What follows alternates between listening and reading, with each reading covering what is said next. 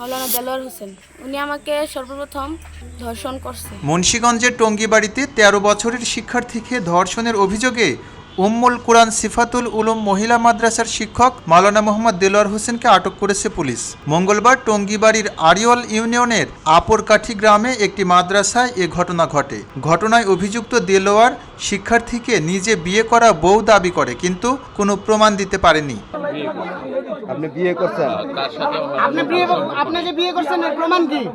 এর কোনো প্রমাণ নাই। তাহলে কেমনে বিয়ে করলেন? প্রমাণ ছাড়া কিভাবে বলতেছেন আপনি বিয়ে করছেন? কেমনে বিয়ে করলেন? মানে এমনি স্বাভাবিক সরাকাবি।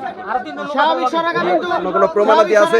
এটা হয় না। মেয়ের বিয়ার বয়স হলে পরবর্তীতে আমরা কাবিন করব নিয়ে। পরিবার সূত্রে জানা যায়, মেয়েটি মাদ্রাসায় যেতে চায়নি। কেন যেতে চায়নি জানতে চাইলে বলে তাকে নির্যাতন করা হয়েছে। পরে এ বিষয়ে জানাজানি হলে এলাকায় চাঞ্চল্যের সৃষ্টি হয়। এলাকার মানুষ গিয়ে দেলোয়ারকে আটক করে পুলিশের কাছে হস্তান্তর করে। ভুক্তভোগী শিক্ষার্থী বলেন, দেলোয়ার হোসেন আমাকে ধর্ষণ করেছে, বিয়ে করব বলে বিয়ে করে নাই।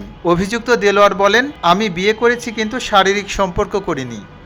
বিয়া করছে, কইরা আমারে নানা রকম হুমকি দিছে যে আমি যদি এটা আমার খালার কাছে কই বা কারোর কাছে কই, তাহলে আমার একটা খালাতো বোন আছে, ওরে মাইরা ফেলবো।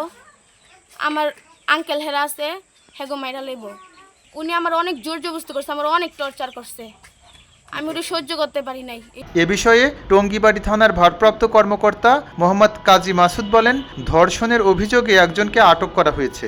ধর্ষণকারী হিসেবে এখনো শনাক্ত করা যায়নি, তবে যাচাই বাছাই চলছে। খবরের কাগজ, নিখাদ, নির্ভীক, নিরপেক্ষ।